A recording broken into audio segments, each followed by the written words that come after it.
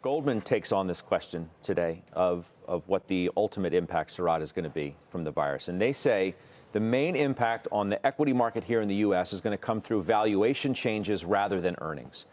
Joe had mentioned all these good earnings. Earnings season's been pretty good. We're back to positive earnings growth, not gangbusters, but decent enough, it seems, in some circles to drive stocks higher. What about the question of whether the valuation of the market needs to come down? Well, got all this multiple expansion, and now it's gotten a little ahead of itself. Right. Needs to come in. It's a question of where do you think the appropriate multiples are, and given where your tenure is at this point, more and more arguments are to say, well, there is no alternative other than high growth stocks. I think the discounting also that's going to happen, to Weiss's point, is that we really haven't seen the supply chains being hit when you're talking about cyclicals, industrial companies. And that's an area where they haven't really taken on this rally, and I think they're the ones who are going to get hit some more because of global growth, really. But it's kind of a weird thing to say you can hide out in the mega cap techs because they're not as affected with supply chains and global growth. Well, I mean, Apple is. Some of these Apple other is, but you take a tech Microsoft or you take a Google, Amazon could be at times. It all depends on what is coming in from overseas and if the China supply chain really affects. I mean, autos, industrials, cyclicals, they've all been affected, and you've seen their multiples compress a little. Are we being too complacent here about the impact, Shannon, of the virus? I mean, Tony Dwyer tackles that today. He has below consensus earnings estimates, and he says that looks about right, based on what's happening in the global economy.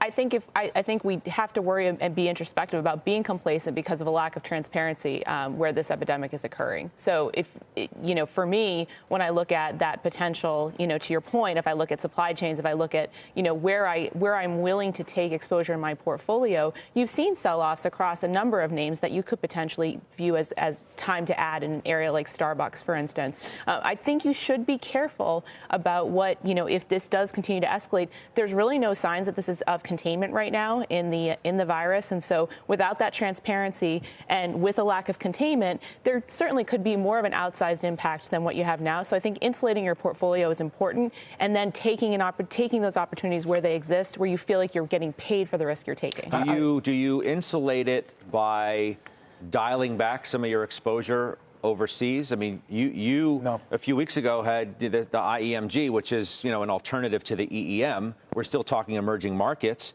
Ed Yardeni says, just given what's going on, just stay home. Yeah, but so it's yet another reason to be U.S.-centric and U.S.-focused. Actually, I have the MCHI, I have the IEMG, and the EEM. And what's that doing? That's giving me the diversification I was looking for coming into the year. I believe on the other side of the coronavirus, and I agree with all the comments, I think it stays with us. But I think there's going to be much needed fiscal and monetary stimulus that's going to be provided outside of the U.S. that's going to lift those regions that have significantly underperformed. So I'm using that at a diversification standpoint. It's not going to work right now. I understand that. And I think to your comments, the coronavirus right now is reflected really in the bond proxy. It's a barbell approach to the market right now. On one side, you've got mega cap technology, and on the other side, you have the bond proxies. If you take the 5 sectors in the S&P, Scott, that are actually outperforming the S&P, you could name them without even looking. You know what they're going to be. They're going to be consumer discretionary, communications services, technology, and guess what? REITs and utilities.